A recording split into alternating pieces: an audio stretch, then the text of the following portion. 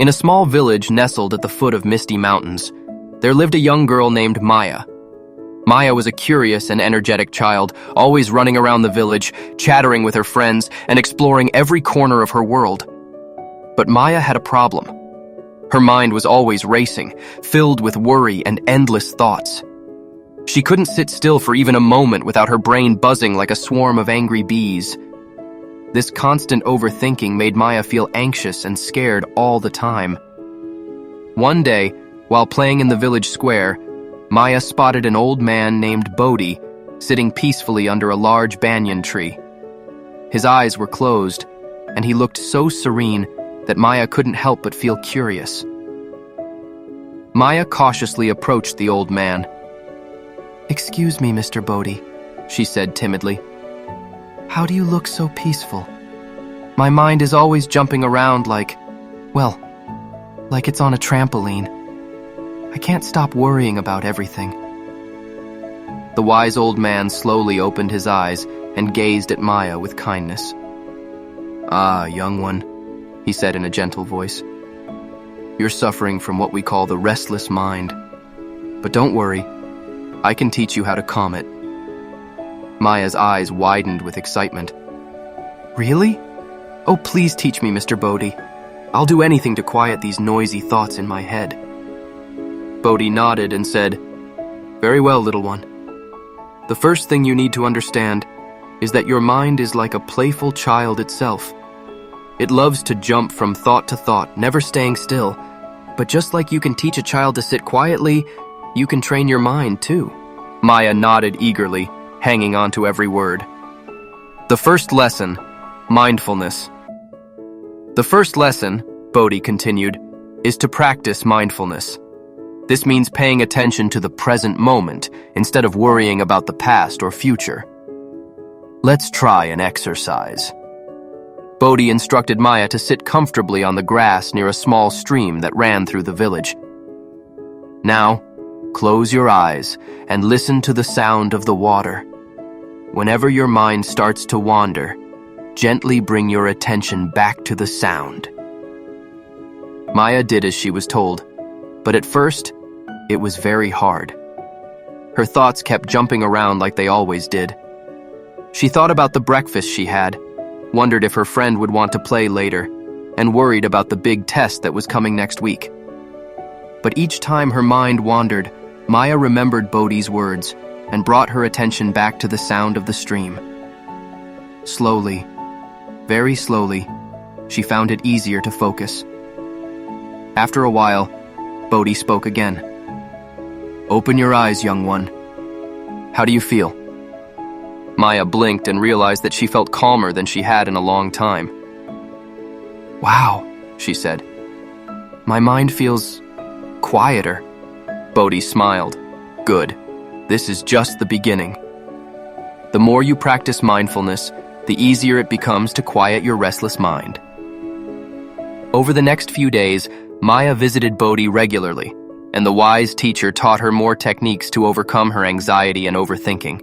The second lesson, impermanence. One day, Bodhi taught Maya about impermanence. "Everything changes, little one," he said. "Your worries, your fears, even your happiest moments, they all come and go like clouds in the sky. When you remember this, it becomes easier not to get too caught up in any one thought or feeling." To demonstrate, Bodhi asked Maya to watch the leaves floating down the stream. Some leaves got stuck on rocks or in whirlpools, but eventually, they all continued their journey downstream. "Your thoughts are like these leaves," Bodhi explained.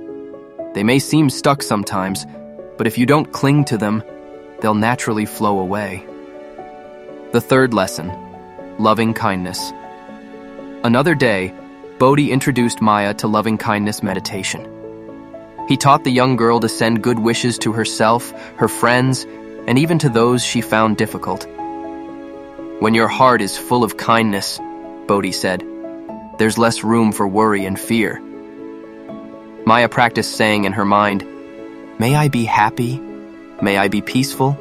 May I be free from suffering?" Then she extended these wishes to others. At first it felt a bit strange, But soon, Maya noticed that focusing on kind thoughts made her feel warm and content inside.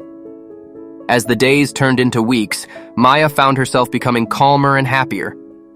Her mind still had its busy moments, but now she knew how to quiet it down. She even started teaching her friends what she had learned from Bodhi. The fourth lesson: applying wisdom in challenging times. One day, a big storm hit the village. In the past, Maya would have been overwhelmed with worry and fear, but this time, she remembered Bodhi's teachings. She found a safe spot in her house and practiced her mindfulness. She listened to the sound of the rain and felt her breath going in and out. When scary thoughts came, she acknowledged them and let them float away like leaves on a stream.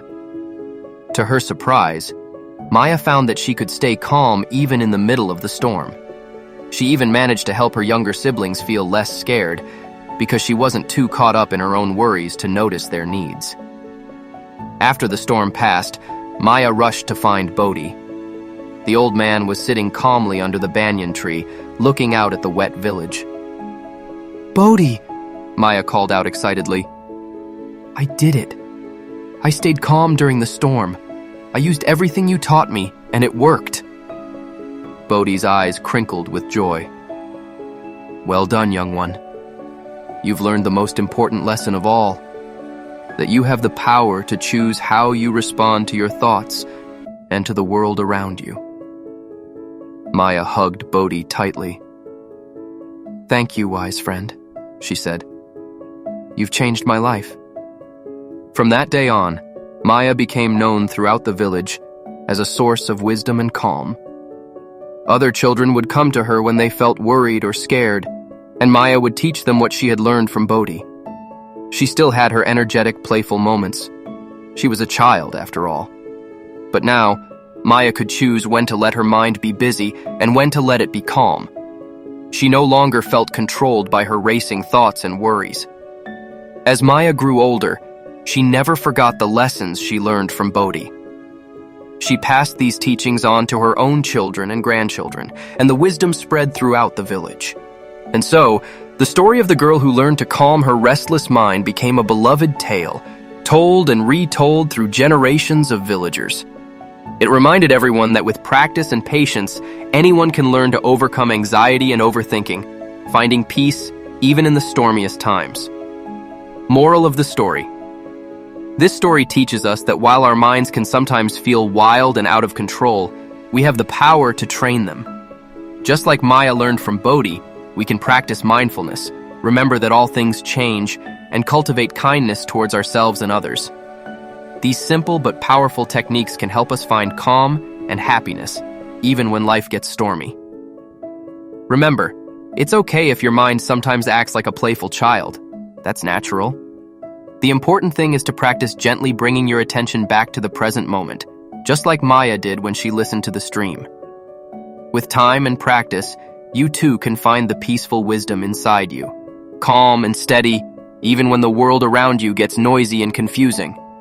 So the next time you feel worried or your thoughts won't stop racing, take a deep breath and remember Maya and Bodhi.